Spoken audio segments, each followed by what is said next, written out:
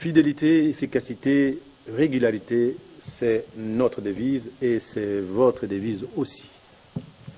Ceux qui nous tiennent compagnie ce soir, le voici, en commençant par la droite. Pati Katanga, président du mouvement des citoyens, MDC en sigle, mouvement de la résistance Maïmaï, coordonnateur du Front National, membre du regroupement politique UNC et alliés. UNC alliés, puis nous avons monsieur Amakon Eba.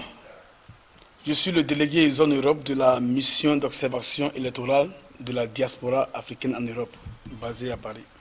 Diaspora africaine en Europe. Et puis nous avons Angèle Makombo, je suis présidente nationale d'un parti politique de l'opposition dénommé la Ligue des démocrates congolais en sigle LIDEC et je suis également membre du Conseil économique et social. Économique et social, et puis Michel Kitoko, je suis leader du club de patriotes congolais et politologue de formation. Politologue de formation à côté de Jean Lokaka, cadre du PPRD.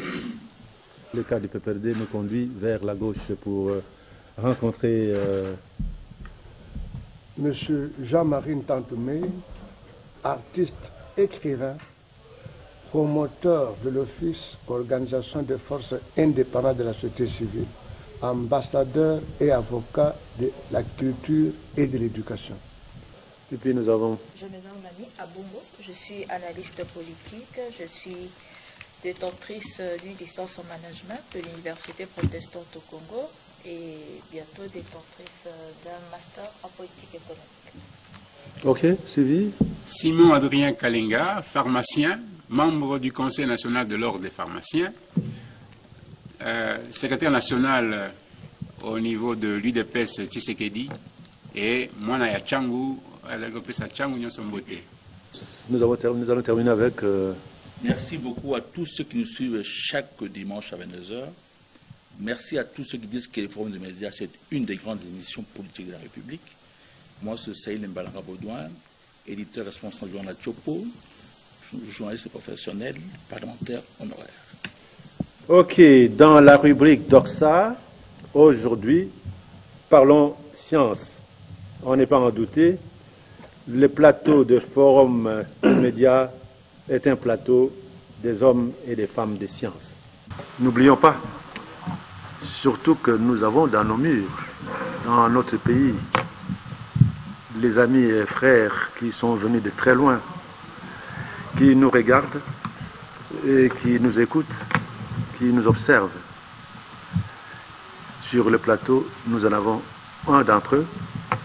Et M. Eba, si vous pouvez nous dire quelque chose après avoir passé plus de 2 semaines dans notre capitale. Quelle est l'évolution dans notre processus qui va nous conduire vers les élections le 23 de ce mois? Merci beaucoup. La mission d'observation électorale de la diaspora africaine en Europe est arrivée depuis le 23 octobre 2018 dans votre pays. Nous avons vu beaucoup de choses concernant les campagnes. D'abord, avant les campagnes, je souhaiterais dire notre mission voudrait recommander d'abord à la CENI prochainement, avant d'aller à une élection, il faudrait que la CENI exige sur le comportement des candidats, c'est-à-dire une loi de bonne conduite. C'est très important. Ça existe, la loi. Il y a un code de bonne conduite. Oui, mais si ça existe sur papier, ça doit exister aussi dans le fond, dans le comportement. C'est très important. D'abord, la diaspora africaine en Europe remercie d'abord tous ceux qui ont décidé à être candidats. Parce qu'on aspire le pouvoir par les élus. Ce n'est pas dans le désordre. Concernant les campagnes, nous sommes vraiment touché qu'il y a des candidats qui tiennent des propos qui ne sont pas bien. Qui ne sont pas bien. Un candidat qui aspire à diriger le Congo. D'abord, le Congo, il faudrait que les Congolais connaissent d'abord la valeur de leur pays, parce que ce n'est pas un petit pays. Ce n'est pas un pays de 4 millions d'habitants, ni 12 millions d'habitants, qui ne cherche seulement faire plus peuplé que d'autres, plusieurs États. D'abord. Et il y a plusieurs ethnies, patois. Alors, les Congolais doivent connaître d'abord les plats, parce que c'est très important. C'est très important. Un candidat qui va se lever pour injurer l'autre X ou l'autre. Bon, je ne veux même pas dire les noms. Notre mission, nous ne pouvons pas dire le nom des candidats. Mais permettez-moi un peu de le dire. Bon. On a suivi un peu des candidats pendant les campagnes. Félix Tshisekedi, ces campagnes qu'il mène, ses propos, il critique. C'est normal. C'est un candidat, il critique. Devant ses électeurs, il critique. Et le jour, même si demain le parti au pouvoir devient à la gauche, ils vont toujours critiquer. Mais un candidat comme M. Martin Fayulu, qui ne fait qu'injurer, s'attaquer. J'ai écouté Félix Tshisekedi sur RFI sur Martin Fayulu. Mais il a parlé pendant plus de 2 à 3 minutes sur RFI sans injurer Martin Fayulu. Mais Martin Fayulu a injuré même Félix Tshisekedi. Vous voyez, il ne faut que s'injurer. Mais ce n'est pas normal. Maintenant, s'injurer, ça c'est encore plus grave. Le candidat Emmanuel, ce nom, bon, vous voyez, presque tous les candidats se lèvent contre lui. Mais Emmanuel Chadari, il est candidat comme les 21. Ce n'est pas lui qui organise les élections. Il est candidat comme tout le monde. Comme tous les autres. Comme tous les autres. Mais pourquoi l'injurer? Pourquoi se lever pour aller injurer? Vous voyez, quand Fayulu injure jusqu'à injurer le président de la CENI, mais c'est pas normal. D'abord, le président de la CENI, il a une famille. Il est marié. C'est une compétition. C'est une compétition. Il peut gagner comme il peut échouer. Mais il faut présenter votre projet de société aux électeurs. C'est ce qui est normal. Aujourd'hui, quand tu prends...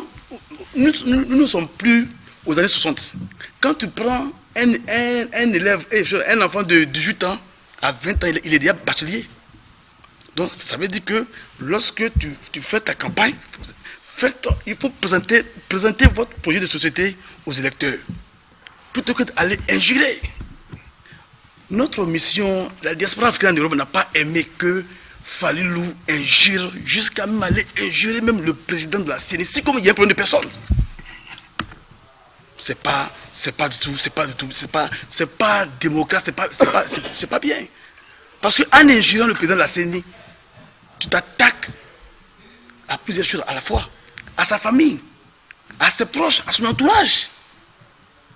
Vous voyez? Maintenant, entre le pouvoir, entre le gouvernement et la CENI, quel est leur rôle? Ce qui lie, d'abord la CENI a été installée à la base d'une loi. Ça veut dire qu'elle est indépendante. Ce qui lie entre le gouvernement et la CENI, c'est de l'argent. le gouvernement détient l'argent du peuple congolais. Donc, il doit donner cet argent à la CENI pour organiser des élections. C'est ce qu'il dit. Il n'y a plus d'autres. Il n'y a plus d'autres. Puisque c'est le gouvernement qui gère le bien commun de tous les Congolais. Donc, la CENI se passe là-bas pour prendre de l'argent pour organiser ces élections. Sinon, il n'y a plus d'autres. Il n'y a plus de délégués. Alors, donc, pourquoi on doit mélanger, on doit aller contre la CENI? La CENI est penchée sur le gouvernement. Tu vois, ce n'est pas juste. Comment on peut d'abord déjà même, une élection même d'abord qui n'est même pas encore, les Congolais n'ont même pas encore voté. C'est le 23. Et déjà, on conteste les résultats, déjà. Les résultats ne sont même pas encore connus. Et déjà certaines personnes contestent. Et même appellent même au boycott. Appellent même à faire des casses. Pourquoi? C'est pas ça la démocratie. Ce n'est pas ça la démocratie. Nous sommes neutres. Nous sommes neutres. Nous ne sommes pas là pour quoi que ce soit. D'abord, lorsqu'on se dit qu'on est société civile, la société civile a intérêt de critiquer le pouvoir et l'opposition. Vous voyez? Moi, la diaspora africaine en Europe déplore que lorsqu'on se dit que nous sommes la société civile, parce que la société civile, c'est vos propos que les gens écoutent. Mais lorsque vous vous levez toujours contre le pouvoir, contre la CENI, maintenant, et les erreurs de l'opposition, et l'opposition, les gens mélangent tout. C'est comme les syndicats. Être syndicat, on revendique d'autres droits. Mais ça n'a rien à voir avec le gouvernement. Vous voyez? Alors, sincèrement, il faudrait que les candidats revoient ce comportement-là. C'est pas juste. Parce que nous avons eu mal. Notre mission, la diaspora africaine en Europe. Et puis, en période électorale, il y a des étrangers qui sont dans le pays. Il y a toutes sortes de personnes qui sont dans le pays, qui vous regardent. Tout le monde est observateur. Même les électeurs aussi sont des observateurs. Vous voyez? Alors qu'ils arrêtent d'insulter. Bon, insulter la CENI, mais insulter jusqu'à le président de la CENI, les jurés, ce sont des fautes graves. Concernant la machine à voter, vous voyez? Et il y a une nouvelle loi de ce pays qui dit, et stipule dans son article 47, qui dit le vote peut être électronique. Vous pouvez vérifier. Je ne suis pas congolais, nous ne sommes pas des Congolais. Mais dans votre loi, il y a une nouvelle loi, stipulée dans l'article 47, qui dit le vote peut être électronique, n'est-ce pas? Mais pas cette fois. Vous voyez?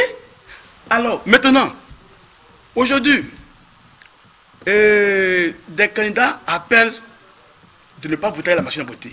Et maintenant, au soir du 23 décembre 2018, si la CENI proclame les élections, qu'on dit Martin Fayulu a gagné les élections, qu'est-ce que c'est son comportement? Je veux que vous me répondiez. Si c'est avec la machine. Non, je viens. Si avec la machine à voter, et on proclame, on dit Martin Fayulu a gagné les élections, ou bien Félix Tshisekedi a gagné les élections, l'opposition a gagné les élections, quelle sera votre réaction? Vous voyez? Alors, vraiment, sincèrement, faisons attention dans nos propos. Lorsqu'on aime un pays, et c'est un bien pour tous les Congolais. C'est pour tous les Congolais. Donc, on a essayé de revoir ce côté-là. Et puis, ayez un peu du respect pour une autorité.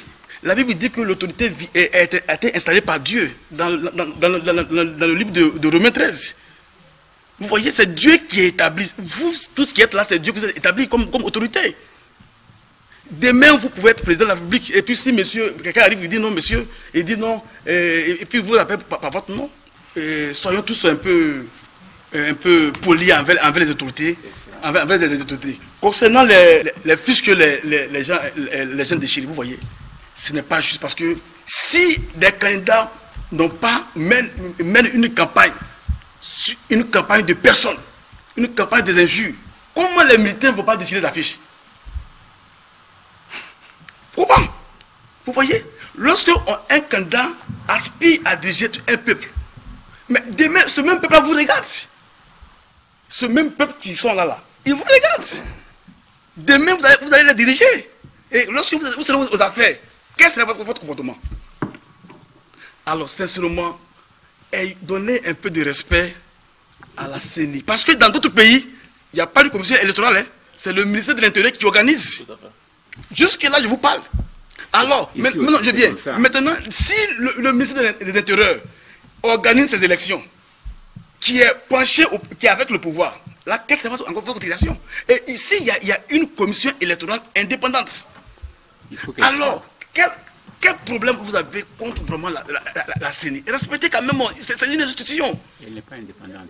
Parce non, attends, quand on dit... Non, je viens. Lorsque vous dites qu'elle n'est pas indépendante, oui. Elle n'est pas indépendante.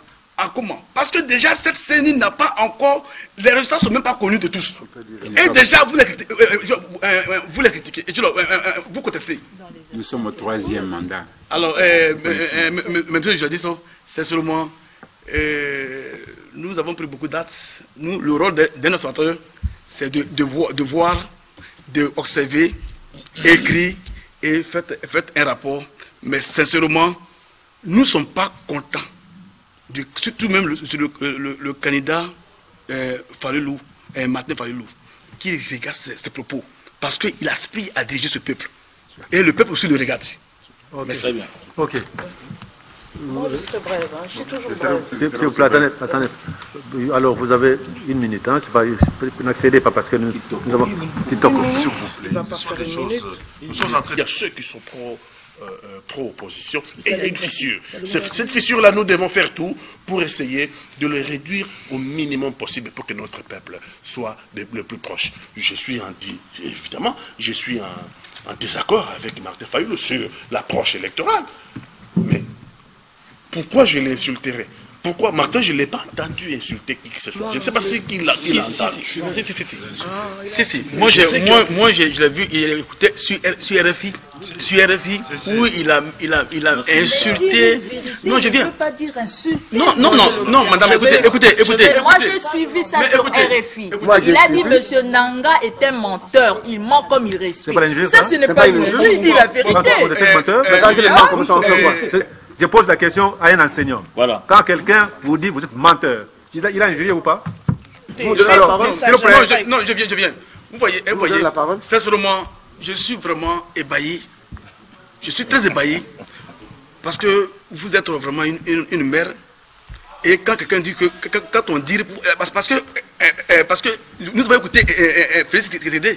Moi, ce monsieur, je ne sais pas, mais j'aime aussi cette campagne. Parce qu'il critique, mais il n'insulte pas. Il critique, il ne faut que critiquer, c'est normal. Mais arrêtez d'insulter la personne. Non, n'écoutez, n'insultez pas le président de la CENI. C'est pas normal, c'est pas juste, c'est pas. Et puis, d'accord. Nous avons vu sur les médias que la CENI, le président de la CENI a exclu le candidat, Moïse Katumbi et Jean-Pierre Bemba. Mais c'est pas le président qui l'a exclu, c'est une loi. C'est la loi. Maintenant, pourquoi aller contre la personne du président de la CENI? On a compris. S'il vous plaît. Oui, professeur Jean Bosco. Oui, merci beaucoup, modérateur. Je voudrais dire une chose. Moi, je serai brève. Hein. Je suis toujours brève. S'il vous plaît, attendez. Alors, vous avez une minute. Hein. N'accédez pas parce que nous avons... Nous sommes en train de parler des choses importantes de la République. J'ai dit... J'essaie de comprendre un peu le comportement de certains candidats présidents de la République qui sont aujourd'hui candidats tout simplement parce qu'il y a un mandat ou une demande spéciale par rapport à certaines officines de la communauté internationale. Au moment où nous parlons, il y a de sanctions qui sont en train de se faire examiner et dont on connaît déjà la lettre qui a été envoyée par Human Rights Watch où on demande carrément de ne pas, à l'Union européenne, à ne pas reconnaître les résultats des élections avant qu'il y ait les élections. Cette lettre existe.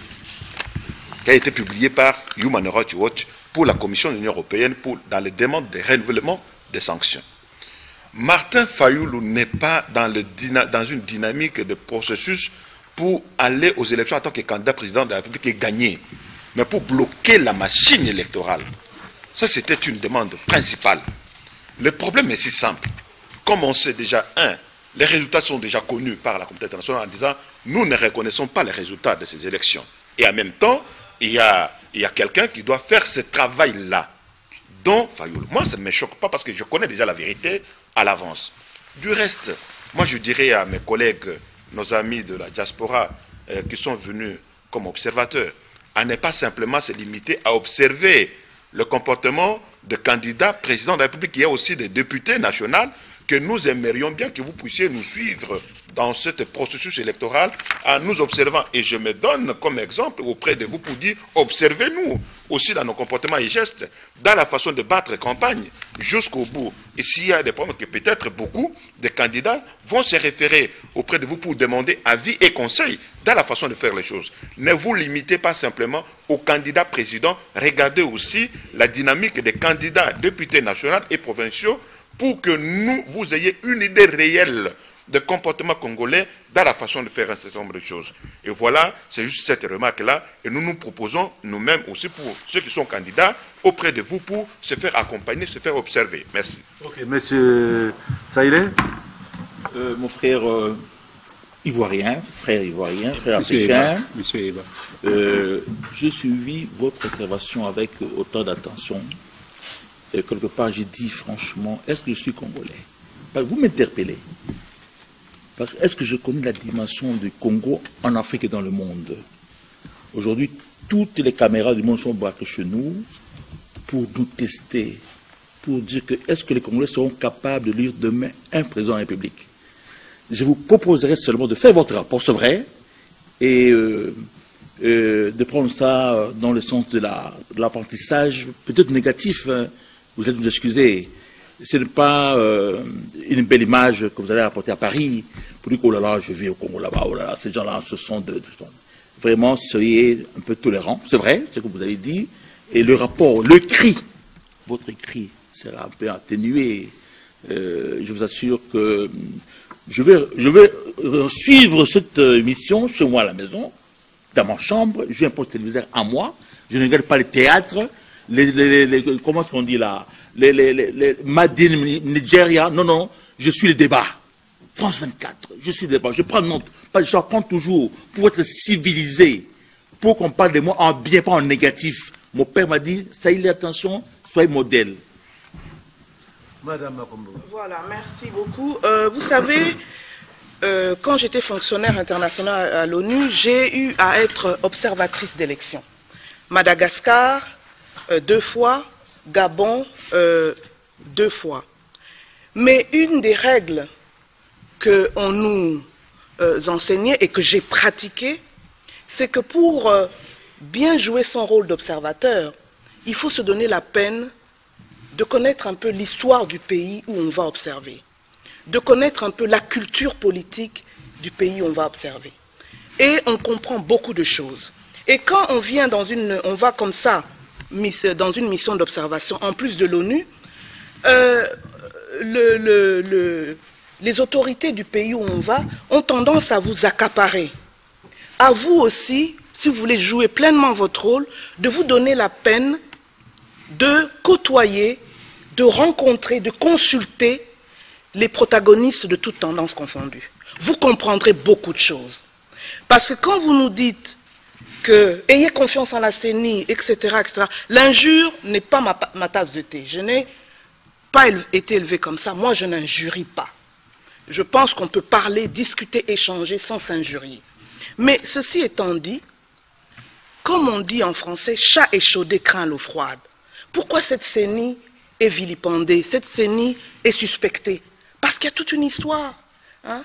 On a eu des cycles électoraux ici. Surtout 2011 où j'étais pleinement impliquée. Mais la CENI, c'était un désastre en termes de fraude, en termes de parti pris. Hein, monsieur l'honorable a bien parlé de bulletins non comptabilisés, mais il y a eu des choses extraordinaires. Donc aujourd'hui, voilà. Et aujourd'hui, on est beaucoup plus exigeant, et moi je suis d'ailleurs heureuse de voir que le citoyen congolais, bien que bon, on peut dire il y a violence, etc., verbale, mais il devient de plus en plus mûr politiquement. Et autre chose, je terminerai par ça. Vous croyez? Oui, si. Oui, il se pose des questions. Hein, quand il dit je veux savoir ce que vous avez fait, vous avez fait un mandat, maintenant vous revenez me solliciter. Qu'est-ce que vous avez fait pour notre circonscription? Vous ne pensez pas que c'était une maturité? Il va peut-être accepter le t-shirt, etc., mais beaucoup de plus en plus se posent des questions. Je terminerai par dire, vous n'êtes peut-être pas au courant de ça, je vous demande de vous procurer un certain enregistrement sonore, hein, où on entend bien le président de la CENI qui est là avec des membres de la majorité. Ça aussi, ça a été un moment critique dans ce processus électoral où les gens se sont posés des questions. Mais finalement, Corneille Nangaa travaille pour tout le monde ou travaille pour une partie de la population, etc. Donc il y a une histoire derrière ça. Et je pense que ça vous édifiera de vous donner la peine de connaître un peu et de consulter les uns et les autres et pas seulement un camp. Oui, cher ami. Ok. Monsieur Eba, monsieur. Merci de votre analyse, mais nous sommes Congolais. Nous sommes un peuple de contrastes. Par moments, nous voulons une chose et en même temps, nous voulons son contraire. Cette élection, il y a eu des gens qui sont morts pour les avoir, les élections. Il y a eu de morts pour avoir ces élections. Et nous sommes à quelques jours des élections. Il faut battre campagne. Et le mien, le camp que je soutiens, c'est-à-dire Félix Tshisekedi et Vital Kamerhe, sont en campagne. Voilà. Sont en campagne. Et ils sont en train de décliner leur projet de société. Et j'espère que nous allons l'emporter. Le camp de Chadari est en campagne. Permettez que le camp de Fayulu soit aussi en campagne. Chez nous ici, deux fois notre façon de parler, ce n'est pas la même chose qu'en Afrique de l'Ouest. Nous ne sommes pas méchants, mais lorsque nous disons certaines choses, nous donnons l'air d'être méchants, mais en réalité le Congolais est un peuple pacifique. Martin, c'est un garçon très bien éduqué. Martin, c'est un garçon intelligent. Martin, je le connais personnellement. Donc, je parle de lui personnellement. Je ne pense pas que l'insulte soit dans l'éducation de Martin. Mais il faut dire aussi chez nous, ici, camarades, chers amis, le gouvernement s'est conduit d'une façon. La CENI s'est conduite d'une façon qu'il y a un discrédit de la CENI. Il y a un discrédit de la CENI. Il y a un discrédit du gouvernement. Donc, ce qui fait que dans notre pays, nous sommes une population vraiment, il y a une césure, il y a une fissure dans notre population. Il y a ceux qui sont pro-gouvernement, il y a ceux qui sont pro-opposition, et il y a une fissure. Cette fissure-là, nous devons faire tout pour essayer de le réduire au minimum possible pour que notre peuple soit le plus proche. Évidemment, je suis en désaccord avec Martin Fayulu sur l'approche électorale. Mais pourquoi je l'insulterais? Pourquoi Martin, je ne l'ai pas entendu insulter qui que ce soit. Je ne sais pas si il l'a entendu. Si. Moi, je l'ai vu, il écoutait sur RFI, où il a insulté. Non, je viens. Je ne veux pas dire insulte. Non, madame, écoutez. Moi, j'ai suivi ça sur RFI. Il a dit M. Nangaa est un menteur. Il ment comme il respire. Ça, ce n'est pas une insulte. Il dit la vérité. Je pose la question à un enseignant. Voilà. Quand quelqu'un vous dit vous êtes menteur, il a injurié ou pas? Alors, s'il vous plaît. Non, je viens. Vous voyez, sincèrement, je suis vraiment ébahi. Je suis très ébahi. Parce que vous êtes vraiment une mère. Et quand quelqu'un dit que, quand on dit, parce que nous avons écouté Félix Tshisekedi. Moi, ce monsieur, je ne sais pas, mais j'aime aussi cette campagne. Parce qu'il critique. Mais il n'insulte pas. Il critique, il ne faut que critiquer, c'est normal. Mais arrêtez d'insulter la personne. Non, écoutez, n'insultez pas le président de la CENI. C'est pas normal, c'est pas juste, c'est pas. Et puis, d'accord, nous avons vu sur les médias que la CENI, le président de la CENI a exclu le candidat, Moïse Katumbi et Jean-Pierre Bemba.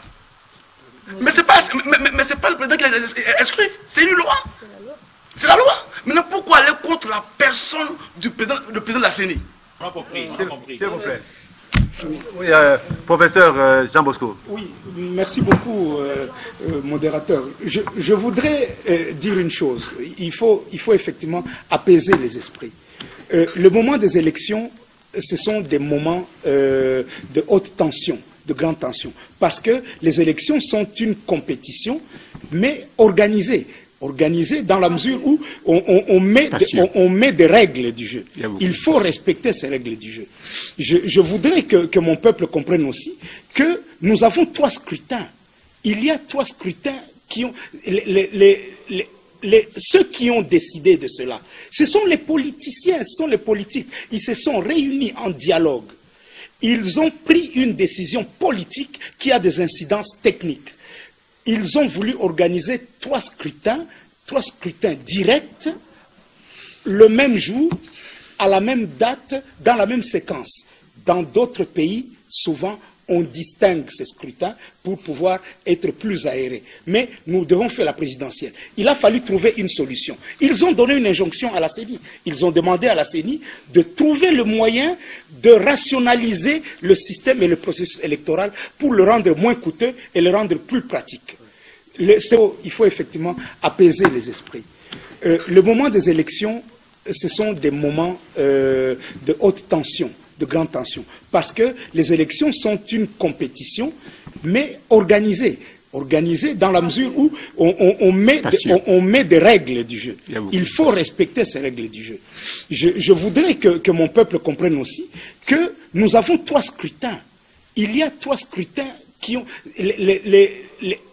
ceux qui ont décidé de cela, ce sont les politiciens, ce sont les politiques. Ils se sont réunis en dialogue.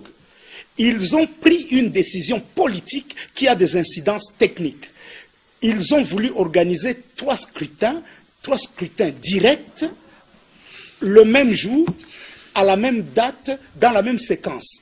Dans d'autres pays, souvent, on distingue ces scrutins pour pouvoir être plus aérés. Mais nous devons faire la présidentielle. Il a fallu trouver une solution. Ils ont donné une injonction à la CENI. Ils ont demandé à la CENI de trouver le moyen de rationaliser le système et le processus électoral pour le rendre moins coûteux et le rendre plus pratique.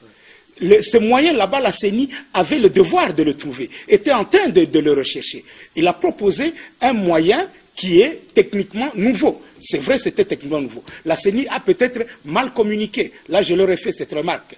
Ils auraient dû mieux communiquer, parce que quand vous apportez une innovation, même si elle est bonne, les gens ont une certaine réticence au début. Absolument. Et nous leur avons dit, vous avez créé des problèmes sémantiques en parlant de machine à voter, au lieu de dire que ce n'était qu'un ordinateur, imprimante à bulletin de vote. Si vous l'aviez dit à la population à ce moment-là, les gens auraient compris que ce ne sont pas... Ils ont même sorti une loi que les gens ne connaissent pas. Ils ont fait des mesures d'application de la loi, en disant à l'article 65, s'il y a divergence entre les résultats qui sont enregistrés dans la machine et le bulletin de vote, le décomptage manuel, parce qu'il y aura un bulletin de vote. Tout le monde parle de vote électronique. Il n'y a pas de vote électronique. Dans le vote électronique pur, il n'y a pas de papier, il n'y a pas de traces. Oui.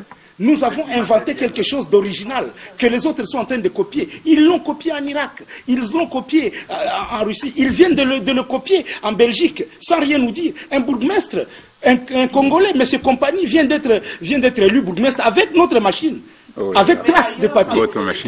Ça a posé des problèmes, ça. Mais voilà justement, nous devons l'expérimenter. Nous devons savoir que ça peut poser problème. Et ça, c'est la seule chose qu'il faut dire. Donc aujourd'hui, nous sommes appelés, nous aussi, nous étions les premiers. Hein, Papa Noël Kalonda, vous êtes mon aîné. Vous avez vu des choses dans ce pays avant moi. Mais vous savez que nous sommes les premiers à avoir utilisé le téléphone cellulaire en Afrique. Absolument. Nous sommes les premiers. Et là, chaque fois, mes amis, là où je vais, en consultance internationale... Avoir conduit les Jumbo Jet. Oui. en consultation internationale en Afrique de l'Ouest ou ailleurs, faut être premier en quelque nos chose. amis s'étonnent. Ils disent, mais vous avez la meilleure expertise en matière électorale que nous avons dans toute l'Afrique. Vous avez chez vous au Congo les meilleurs experts en systèmes électoraux que nous avons et ils sont recherchés. Comment se fait-il que vous ne leur faites pas confiance? Et nous avons été les premiers à expérimenter l'enrôlement biométrique. Lorsqu'on a introduit cet enrôlement biométrique, vous savez que certains l'ont rejeté. Mais aujourd'hui, tout le monde est en train de nous imiter en disant on a un fichier beaucoup plus fiable lorsque vous avez d'autres données que simplement la donnée du nom et de la photo.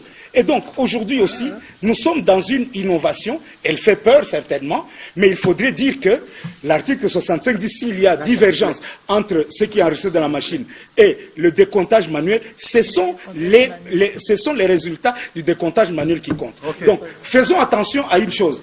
Si vous permettez, je vais prendre seulement une minute seulement. Je vais dire ceci. L'élection présidentielle, c'est vrai, elle est prestigieuse, les gens s'en occupent. Mais chaque fois, je suis en train de voir les gens discuter sur les 21 candidats aux élections présidentielles. Ils font des choses, ils racontent des histoires, ils disent des choses, mais on oublie que derrière eux, il y a 15 568 candidats à la députation qui, eux, attendent d'être votés par cette même machine là-bas pour devenir députés. Eux ne posent pas de conditions.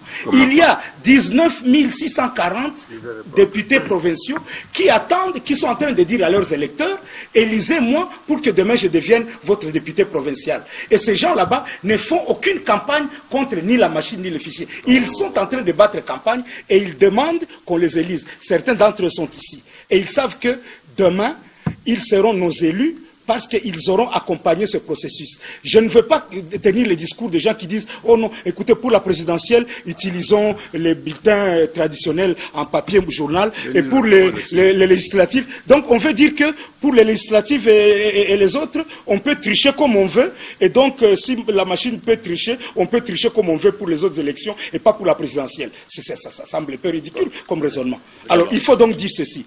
Aujourd'hui, nous devons appeler notre peuple à écouter la raison, à écouter les programmes des candidats. Que nous proposez-vous pour notre lendemain? Vous nous proposez la sécurité? Oui. Vous nous proposez demain de pouvoir regarder les autres et de dire, voici votre bilan, il est négatif, vous me proposez mieux, je vais vous voter. Est-ce que nous disons à notre peuple demain qu'au niveau de la place de l'Afrique, c'est là que je vous rencontre, mon frère, est-ce que demain, le Congo peut retrouver sa place au cœur de l'Afrique et sa place de leader en disant j'ai été au Congo, j'ai rencontré un peuple où on a organisé de bonnes élections, même s'il n'y a jamais d'élections parfaites, même aux États-Unis et ailleurs, mais j'ai rencontré un peuple qui a voulu avancer et inscrire son nom dans l'histoire. C'est là peut-être que nous retiendrons de votre émission. Merci, M. l'abbé. Je peux placer un mot? Je vais d'abord à ma droite avec le caca. Oui, je vous remercie sincèrement. Je médite une culture politique de participation qui serait à l'encontre d'une culture politique paroissiale fondée sur les tribus. Et la République démocratique du Congo qui regorge plus de 450 tribus peut méditer la culture politique de participation qui serait élitiste. Et dans le monde moderne, nous sommes mis d'accord d'avoir une organisation que nous appelons État, qui est stratifiée et divisée, qui concourt par des lois et la Constitution. Et donc, comme humain, Muntu, civilisé, et que nous sommes obligés d'avoir les règles de jeu, pour paraphraser Jérémie Hipp dans l'IFES, qui dit démocratie, dit consensus. Et donc organiser les élections, c'est participer dans le consensus. Et les élections font partie des modes de désignation des dirigeants. Et donc, un Congolais sérieux qui participe et qui concourt à un pouvoir par vote doit avoir une idée que tous les Congolais ne visent pas le pouvoir par vote.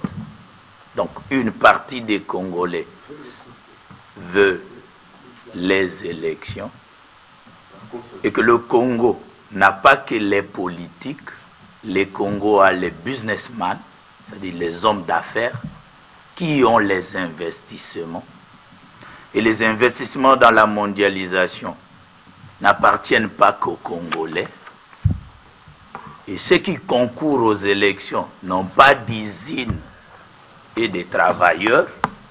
Et donc ils ne peuvent pas empêcher le fonctionnement des capitaux ainsi que de l'État. Alors ils doivent être courtois, pour paraphraser Hobbes, dans le déroulement de l'État. Et donc une éducation y entre à la citoyenneté pour protéger l'État et les biens. La moralisation de la vie publique, bien que le politique n'aime pas la morale au sommet de l'État, mais l'éthique de responsabilité, le respect humain, le respect de bien-être, l'ordre public, la sécurité des personnes ainsi que de biens fait partie des missions égalières. Et que les acteurs politiques, mon frère Kalenga, nous devons participer à la socialisation de la vie, éduquer notre peuple, que le Congo ici serait cher et l'enjeu futuriste n'est pas que les élections. Et les hommes doivent vivre en paix. Donc brûler ne fait pas partie de la vie en compétition du monde. Ceux qui veulent aller au-delà peuvent protéger le peu que nous avons. Alors, dire à nos peuples, ne pillez pas, ne détruisez pas parce que le CAC veut être député. Les autres doivent vivre. Et que le 23, ce n'est pas la fin des Congolais. En 2025, Félix peut venir avec Fayoulou si Chadari est élu président de la République et ils peuvent assister le jour où Chadari sera investi au stade de martyr et que ça ne pose pas un problème en paix dans l'ordre de Dieu vivant. Amen. Alors, monsieur Tantemey, s'il vous plaît. Merci beaucoup. Je voudrais dire à mon frère Eba, le discours de campagne est différent du discours d'un homme d'État. Le discours d'un maquisard est différent d'un homme gestionnaire. Mouzé tenait un discours dans son parcours pour arriver ici. Et ce discours lui a coûté, à l'arrivée ici, qu'il ait géré pendant quelques années seulement. Ceux qui étaient ses partenaires, dont il était porte-parole, ne l'ont plus soutenu. Une guerre a été déclenchée, courant coupé, ici à Kinshasa, à partir de Gitona. Mais celui qui a coupé le courant aujourd'hui se retrouve parmi ceux... C'est pas Gitona. Inga. Parmi ceux qui aujourd'hui s'affichent comme pour un nouveau Congo. C'est dire les frustrations des Congolais. Quand ils constatent que quand vous avez de bonnes manières, on ne vous écoute pas. On écoute un certain langage de la force brutale, grossière. Ça amène certains gens à abandonner. Et j'ai écrit une pièce de théâtre, otage de mon statut et de mon éducation. Tu vas quelque part, tu attends d'être reçu. Celui qui vient après vous passe. Et si tu fais les bonnes manières, tu seras là jusqu'à 20h, 21h. Voilà ce qui pousse les gens à tenir un certain discours. Il faut le comprendre.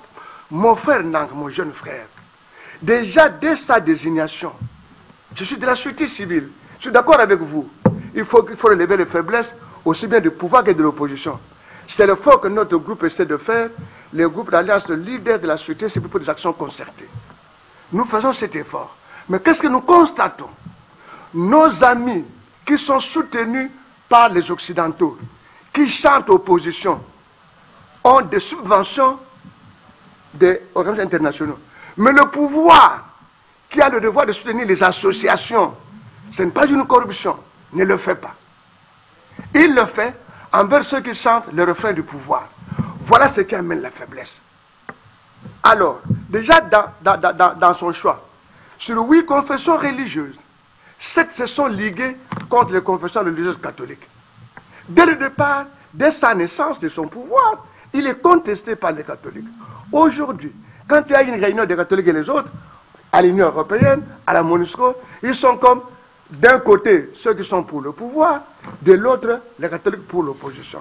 Nous nous sommes retrouvés à un forum que nous avons accepté vraiment d'adopter. Et nous avons dit, forum créé par cette confession religieuse, la CIM. Mais ces confessions, nous leur avons dit, faites tout pour faire adhérer le chef de l'État à cette action de consensus. Aujourd'hui, ceux qui ont organisé ce forum pour la paix, je vous dis, allez leur demander, ils n'ont pas eu le soutien, ils n'auraient pas eu le soutien, c'est pas le conditionnel, le soutien du gouvernement. Parce que le gouvernement n'aurait pas trouvé son compte à cause d'un certain esprit d'organisation. Nous avons obtenu ce jour-là. Le rapporteur de la CENI a dit oui, nous viendrons discuter. Quand un opposant candidat a démontré, selon lui, les faiblesses de la machine. Jusqu'aujourd'hui, cette séance, excusez-moi s'il vous plaît, cette séance n'a pas eu lieu. Qu'est-ce qu'on a l'impression pour la CENI? Et c'est là la raison des plaintes que vous en rencontrez. On a l'impression que la CENI chante le même refrain que le pouvoir. Voilà le risque d'où la population, le professeur Bahara n'est pas ici. Nous connaissons tous la société civile. Quel est le problème? Le mental, la culture africaine n'est pas une culture de rationalité. Il n'est pas sorcier de connaître ou de savoir. D'accord. Un autre problème. Problème du fichier électoral, soi-disant corrompu. Le président de l'UDPS réfléchit de cette manière. Écoutons-les. Nous irons aux élections avec ce fichier ou sans ce fichier, parce que tout simplement, nous aurons des témoins et nous allons les disposer dans tous les bureaux de vote. À la fin du scrutin, c'est-à-dire en fin de journée, ces témoins pourront avoir par devers eux les PV des bureaux de vote. Donc, par expérience, nous savons que lorsque on fabrique comme ça un fichier avec autant de millions d'électeurs, c'est pour contrebalancer les résultats par la suite.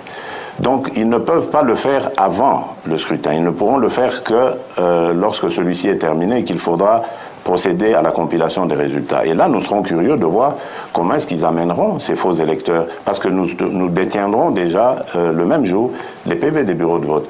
Ce n'est pas une stratégie que je dévoile, parce qu'ils ne peuvent pas faire autrement que d'attendre que le scrutin soit terminé pour commencer à contrebalancer ces faux électeurs. Et nous aurons déjà les vrais résultats à ce moment-là, et nous dénoncerons cette manœuvre. Donc, je crois que notre approche est la meilleure et la plus réaliste, au lieu évidemment de jouer les boycotts, de laisser M. Kabila faire son jeu, de faire une sorte de scénario Chadari d'abord et puis quelques années après retour de Kabila, qui va être terriblement catastrophique pour la RDC. Alors, que dites-vous de ces discours-là, M. Kitoko? Moi, je pense que Félix, c'est ce qu'il est en train de dire. Il ne cesse d'entrer toujours que dans une confusion politique. Ça, il faut savoir le souligner. Il y a une confusion dans sa façon de voir les choses. Il se voit déjà candidat pour le compte d'un groupe. Et je répète, Félix Tshilombo doit mettre en tête qu'il y a 21 candidats dans la machine à voter par la CENI, dont Vital Kamerhe est son directeur de cabinet de la propagande électorale. Le directeur de campagne est aussi candidat. Le fait que Vital a dit que moi, je me désiste pour Tshilombo, il est toujours candidat président de la République parce que dans les coins, villages ou les coins, il ne peut pas empêcher un citoyen de voter. Le problème est réel. Il faut qu'il enlève dans sa tête l'idée selon laquelle il y a beaucoup de gens qui ont désisté pour lui, donc il se voit déjà prépondérant par rapport aux autres. Le problème demeure réel. Ils n'ont jamais résolu ce problème. Du reste, le problème des fichiers électoraux, ce sont des choses qui ont été discutées. Aujourd'hui, on ne parle plus de la question des fichiers parce que pour la CENI, pour des raisons que nous connaissons tous, on a été voir le responsable de la CENI qui sont venus expliquer un certain nombre de choses de manière claire, que même parmi les candidats, on a trouvé des candidats députés nationaux, députés provinciaux qui n'ont pas d'empreinte. On a trouvé ça. Le problème ne se pose plus là-dessus. Le problème qui était posé était au niveau beaucoup plus de la machine, dont certains regroupements refusent son utilisation. Et d'autres maintenant disent, nous pouvons y aller avec ou sans. Mais pour l'UDPS, il faut savoir aussi avoir un discours clair. Mais dans tous les cas, il y a certains candidats continuent à parler, prennent le prétexte de fichiers corrompus. Mais justement, d'abord, il faut que l'UDPS ait aussi un discours clair. Vous allez aux élections avec la machine. Il ne faut pas dire avec ou sans. Non, maintenant là, avec les temps qui restent, il faut mettre en tête et dire aux électeurs que cette fois-ci, nous irons aux élections avec la machine. Okay. Parce que vous savez très bien que la machine ne sera pas retirée dans les 2 semaines ici. Donc il faut être conséquent et dire la vérité aux électeurs. On n'en fait pas un problème. Oui, madame Angèle, vous pouvez attendre un peu. Oui, tante May, vous dites. Je voulais dire que mon frère Tshisekedi Félix, excusez-moi, j'ai l'impression que le nom de Tshisekedi qu'il a lui fait monter la tête. Parce que ce qu'il dit parlait des témoins. Mais en 2011, il y avait des témoins au Moamba. Quand la CENI a proclamé les résultats, mes témoins étaient en train de faire le décomptage. Il y avait des cartons pleins de bulletins de vote non décomptés. Quand la CENI veut tricher en complicité avec le pouvoir, elle le fera. Des députés qui sont aujourd'hui au Parlement, ils savent comment ils y ont accédé. Il y avait une répartition de quotas au Moamba. Donc, le problème est que nous devons être assez honnêtes et corrects. Les témoins ne vont rien changer. Ce n'est pas dans les bureaux de vote où on opère la tricherie. Moi, il y avait des bureaux où il y avait beaucoup de voix. Après 2 jours, on passe, on a changé, même devant les bureaux. Donc, ça fait la 3e fois que je suis candidat. Les témoins, d'abord, tous ne vont pas accéder dans les bureaux, qui sont très exigus. Ils vont entrer à tour de rôle. Aucun témoin ne va assister à tous les processus. Parce que les bureaux sont exigus. Écoutez, il y a plus de 40 regroupements. Mais s'il y a 1000 témoins... Vous ne trouvez pas que le langage de Félix n'est pas un langage qui complique l'existence? C'est un langage, il veut faire plaisir au pouvoir. C'est quelqu'un, on sent vraiment qu'il est maintenant en train de faire plaisir au pouvoir. Il dit non, après moi, madame, il est docile. Non, je voudrais continuer. Ensuite, s'il vous plaît, s'il vous plaît. Au moment où mes frères de l'opposition sont en train de traîner les pas, l'FCC mobilise les masses. Boende, Maubumba, Isala, Bandaka, Boujimai, Katanga, vous êtes toujours ici, en train de bénir, tout, machine, tout. Le pouvoir, ça s'arrache. Allez vers le peuple, parler au peuple. Il nous reste 15 jours. Nous allons continuer avec la machine jusqu'au 22, monsieur le directeur. Non, mes frères de l'opposition, franchement, je le dis parce que je suis témoin de la politique de ce pays depuis 27 ans. L'opposition n'a pas un programme pour faire... L'opposition ne veut pas prendre le pouvoir, franchement. Si vous voulez prendre le pouvoir, regroupez-vous, soyez solidaires. On parle de discipline. Soyez disciplinés parce qu'on suit un objectif pour accéder au pouvoir. Ce n'est pas une messe à faire, monsieur le directeur. Vous tournez ici, Kinshasa, les gens sont en Bandaka, partout, on tourne. Si vous n'avez pas d'avion, dites que je n'ai pas d'avion. Si vous n'avez pas d'argent, dites que je n'ai pas d'argent. On va vous comprendre. Ça, c'est quoi ça? Oh là là. Alors, Rabongo, les discours de M. Tshisekedi. Son discours n'engage que lui. Le nettoyage du fichier électoral, c'était un préalable. On devait nettoyer le fichier électoral, élaguer. Ça a été nettoyé? Non. Ça a été nettoyé? Non. Le nettoyage a eu lieu. On devait élaguer ceux-là qui... Les doublons étaient complètement... Qui ont été enregistrés sans empreinte. Ce qui n'a pas été fait. Il y a au moins 40... ou 20 000 ou 40 millions de personnes où qu'on doit élaguer, les fictifs là qu'on doit élaguer dans le fichier électoral. C'était parmi les préalables. Et la CENI s'est entêtée, ne l'a pas fait. À 15 jours des élections, moi je me pose la question, est-ce que c'est encore faisable? Ce que nous pouvons faire, on y va à ces élections, le comptage manuel doit être rigoureux pour qu'on ne puisse pas permettre à ce que ces fictifs-là soient comptés parmi les électeurs. Moi, je pense que c'est la solution qu'on peut préconiser pour contrecarrer la tricherie le 23 décembre. Mais sans empreinte n'égale pas fictif. Hein? Il y a une différence entre fictif et sans empreinte. L'homme, moi, je peux ne pas avoir des empreintes, donc je ne suis pas fictif. Lorsque moi je suis allé, alors vous savez, on m'a pris des empreintes, mais certains ont été dans des bureaux sans empreinte. Ils ont été enregistrés sans empreinte. Oui, vous savez. Oui, merci beaucoup. Je m'excuse, j'étais pris dans un embouteillage tout à l'heure et j'ai pris donc la discussion en cours. Je voudrais dire seulement 2 mots. La première chose à dire aujourd'hui, c'est qu'à 15 jours des élections, il y a des discussions qui n'ont plus de sens. Il y a donc un discours à faire, surtout quand on dépense de l'argent, on paye des avions pour aller vers le peuple. On va jusqu'à Goma, Bunia, Beni, même jusqu'à Idjou. J'ai appris qu'il y a des gens qui sont allés là-bas.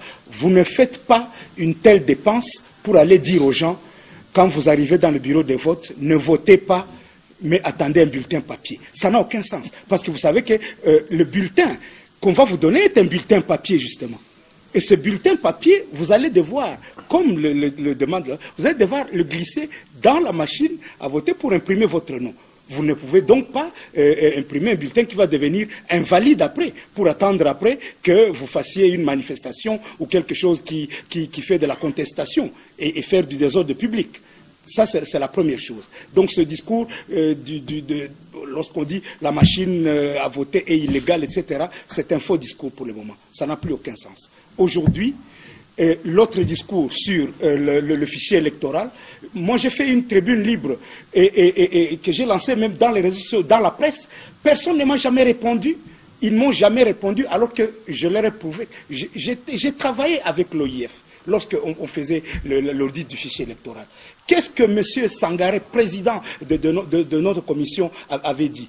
Il avait dit, c'est la CENI qui a signalé qu'il y avait 16,6% des gens qui étaient sans empreinte digitale. Ce n'est pas eux qui l'ont découvert. Ce n'est pas l'OIF qui l'a découvert. C'est la CENI qui l'a donné dans les données qu'il a données. Elle a dit, voilà, nous avons ici toutes les données et la base des données, la voici. Et l'OIF a fait simplement cette remarque. Il a dit, pour éviter toute suspicion que parmi ces gens qui n'ont pas d'empreinte digitale, parce que les empreintes digitales ne sont pas nécessaires pour voter. Les empreintes digitales sont un élément d'identification. Lisez la loi électorale. Elle dit ceci, chapitre 3, article 25. Le candidat électeur remplissant les conditions prévues par la présente loi est admis à l'enrôlement qui s'opère en 5 phases. Voilà les conditions. 1. La saisie sur ordinateur des éléments d'identité du candidat. 2. La prise de face d'une photo d'identité du candidat. 3. L'émission d'une carte d'électeur avec photo du candidat. 4. L'authentification de la carte par le président du centre d'inscription. 5. La signature, écoutez, ou la pose des empreintes digitales par l'électeur. La signature ou la pose. Ce n'est qu'un élément. Et cet élément-là n'est pas nécessaire. On a dit, vous devez afficher les listes des électeurs pour que si parmi les gens qui n'ont pas d'empreinte, pour l'une ou l'autre raison, vous pouvez avoir des handicapés qui n'ont pas, justement, qui ne peuvent pas avoir de main, et dans un pays de 80 millions d'habitants, vous pouvez avoir au moins 2 millions de personnes qui n'ont pas de main. Ça peut arriver. Ça peut arriver. Deuxièmement, vous savez que les mamans, pardon, maman Angèle, si je dis, les mamans qui utilisent des produits cosmétiques, il arrive que ces produits là-bas effacent les empreintes. Les gens qui cultivent, les cultivateurs, vous allez regarder beaucoup d'entre eux, et dans un pays à 80% rural comme notre pays, vous pouvez avoir beaucoup de gens qui n'ont pas d'empreinte. Moi-même, je ne dis pas ça dans mon passé, je suis guitariste. Regardez, il y a des doigts où je n'ai pas d'empreinte. Et de temps en temps, ça me pose problème lorsque je vais dans les ambassades. On dit, mais vos empreintes ne sont pas lisibles. Donc, il arrive que cela se fasse. Disons la vérité. Il peut arriver, parce que la loi dit ceci. Si l'opérateur remarque, c'est dans les mesures d'application de la loi, si l'opérateur remarque que les empreintes ne sont pas visibles, il peut signaler au chef de centre qui va venir mettre son pouce et permettre que l'on puisse enrôler la personne. Donc, les personnes enrôlées sans empreinte digitale ne sont pas fictives. L'OIF a demandé simplement que ces personnes, que l'on puisse afficher les listes pour que les électeurs, les gens qui ont été enrôlés, puissent identifier et dire non, cette personne n'est pas sur les listes. Mais si cette personne... La CENI l'a fait. Moi, je viens de... La CENI a affiché les listes. Moi, je suis allé regarder mes listes ici à l'Athénée. De sans empreinte. La CENI affiche toutes les listes. Elle affiche toutes les listes. Mais voilà pourquoi on n'a pas signalé que tel ou tel n'a pas d'empreinte. On a signalé simplement, on a dit, si on le signale, il y a 6 000 candidats, vous l'avez bien dit, M. Kitoko, 6 000 candidats à la députation provinciale ou à la députation nationale qui, justement, font partie des gens qui n'ont pas d'empreinte. Si vous élaguez tout ce monde là-bas, vous dites, bon, écoutez, les 6 millions de personnes sans empreinte, nous les élaguons. Donc, vous créez un contentieux électoral. Ces personnes existent bien. Elles ont leur carte d'électeur. Et cette carte d'électeur, l'identification qui est nécessaire, c'est que la photo corresponde et que le nom corresponde. On ne demande à personne ses empreintes digitales pour pouvoir voter. Laissez-moi terminer alors. Je termine en disant ceci. On est en train de poser un faux problème. Parce que ce faux problème là-bas, il faut expliquer aux gens. Nous devons expliquer à notre peuple parce que de temps en temps, les politiciens disent des histoires à dormir debout. Scientifiquement, aucune loi dans notre pays n'interdit à quelqu'un qui n'a pas d'empreinte digitale de pouvoir voter. Rien. Voilà, la loi dit simplement ceci. Si quelqu'un à sa carte d'électeur, et ces jours-là, on ne demandera ni empreinte, ni quoi que ce soit. Si vous avez votre carte d'électeur et qu'elle corresponde à votre photo, vous êtes électeur. Et donc, aujourd'hui, il faut que ce faux problème là-bas se termine. Que les gens qui n'ont pas d'empreinte, parce que soit l'opérateur a été paresseux et n'a pas voulu a laissé passer simplement pour gagner du temps. Il faut ou bien il conviendrait. Il conviendrait de laisser cette polémique parce qu'elle n'a aucun sens dans la mesure où elle n'affecte en rien la fiabilité du fichier électoral. Moi, je voudrais dire ceci. Il y a des questions sérieuses. Machine à voter, fichier électoral, décrispation. Monsieur l'abbé balaye ça d'un revers de la main en disant que c'est des faux problèmes. C'est sa responsabilité. Mais moi, je dis ceci en tant que leader politique. Ce processus électoral est une bombe à retardement. Oui. Nous sommes sur une poudrière. Et en tant que leader, en tant que responsable, et quand je dis responsable, la CENI au premier chef, il doit prendre acte, il doit réaliser qu'il y a tension. Mais quand M. Nanga nous invite au Palais du Peuple, nous y allons avec beaucoup de condescendance, voire arrogance. Il dit, il n'y a pas un manque de consensus. Parce que s'il y avait un manque de consensus, on n'aurait pas autant de candidats. Donc le fait que les candidats se soient... Il l'a dit. Donc, je lui propose de faire, par exemple, ce que nous avions conclu à la CIME, la commission d'intégrité et de médiation électorale, de faire la démonstration publique pour la machine à voter. Quel geste c'est responsable? Quel geste le pouvoir fait pour abaisser la tension? Non. Rien. On ne fait pas de geste pour abaisser la tension. On traite de faux problèmes, on traite d'inciviques. Il faut le forcing. Le forcing, voilà. Mais on ne fait pas problème par problème. Problème par problème. On ne dit pas, il y a un problème, voyons comment on peut baisser les tensions. Et même, c'est ça qui m'inquiète. C'est vraiment ça qui m'inquiète. Parce que quand j'entends des jeunes dire « nous irons tout casser », ça ne me réjouit absolument pas. Et ça ne me réjouit pas du tout. Ça m'inquiète. C'est une préoccupation. Et je dis, on n'a que 2 semaines, il nous reste que 2 semaines. Qu'est-ce que le pouvoir, qu'est-ce que les responsables, qu'est-ce que la CENI fait pour baisser la tension? Depuis 6 mois, on en parle. Nous, par exemple, les femmes, on avait proposé à l'époque de pour pouvoir engager des actions de sensibilisation sur cette machine à voter, apprendre aux gens à voter. J'ai entendu l'autre fois un leader du Grand Équateur, Monsieur Lokaka peut-être va me contredire, dire que non, dans mon coin, à Bandaka, personne n'a vu la machine à voter encore. Et vous croyez que ça va bien se passer le 23 décembre? Soyons sérieux. Arrêtez de balayer d'un revers de la main les préoccupations légitimes des citoyens congolais. Écoutez ça et vous voyez comment, si réellement vous avez intérêt, vous avez, vous voulez que la paix, la stabilité continue, donnez l'impression aux autres que vous prenez en compte leurs préoccupations. Mais c'est des fautes, c'est des faux. Votre arrogance, vous savez où ça va nous mener? Bah, écoutez,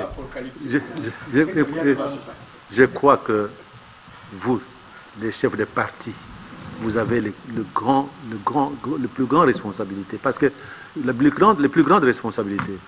Parce que jusque-là, vous n'avez pas fait le travail d'un parti politique qui éduque. Et le gouvernement l'a fait? Qui éduque. Il y a des problèmes si simples que nous compliquons aussi parce que nous raisonnons mal. Ça, vous le savez. Il y a des problèmes si simples. Il ne faut pas croire que ces problèmes sont vraiment insurmontables. Ce sont des problèmes si simples qu'on pouvait résoudre en si peu de temps. Il fallait une discussion. Ce sont des problèmes si simples. Ça permettait de baisser la tension. Alors, je disais que nous souhaitons tous les élections apaisées. Et ces élections apaisées, c'est le discours que nous sortons qui doit apaiser les élections. Et rien d'autre. C'est ces discours que nous sortons de nos lèvres, de nos bouches, qui doivent apaiser les élections. Mesdames et messieurs, devant la ténacité et la véracité des faits, ces devins de malheur, bien connus, lancent des rumeurs fantaisistes de menaces à la paix sociale à cause des élections, alors que les vrais candidats démocrates sont sur le terrain pour convaincre le peuple de les voter le 23 décembre 2018 en vue de réaliser chacun sa vision sur le Congo. Des images insolites, dont certaines montées grossièrement de toutes pièces, circulent dans le net et de bouche à oreille pour démobiliser les populations congolaises. Bien plus grave, certains partenaires, dont à première vue rien ne permet de douter de leur sérieux, s'ingénuent à créer une psychose de peur afin d'espérer ainsi arrêter le processus électoral en cours, et même en cours de finalisation. Peine perdue, car, fort de sa longue et riche expérience politique, le peuple congolais est prêt à relever le défi, secondé en cela par la majorité présidentielle qui se bat de belle manière contre tous les ennemis de la démocratie et de la patrie, avec comme seule arme réduite. Qu'être candidat ne signifie pas nécessairement gagner aux élections. Si vous ne gagnez pas les élections, pensez bien que c'est l'autre qui gagne les élections. Et c'est lui qui gagne. Il faut sportivement le féliciter. Et ceci grandirait notre démocratie. Un chef ne prône pas le chaos pour son pays. Celui qui prône le chaos pour son pays, c'est un mauvais chef. Le chef est constructeur, le chef est bâtisseur, le chef est réunificateur. Voilà, mesdames et messieurs, nous reviendrons sur ces plateaux. Merci aux intervenants et bonne chance à vous qui nous suivez dans vos maisons. Disons un dernier mot aux techniciens. Merci de votre travail qui nous conduit chez vous. Au revoir et dimanche prochain.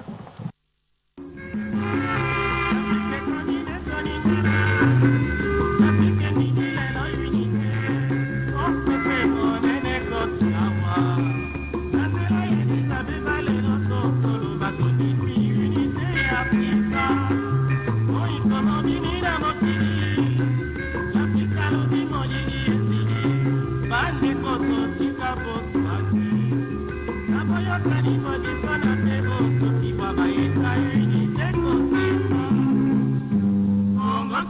Congo Brazza, Ghana, Guinea, South Africa, Mali, Senegal.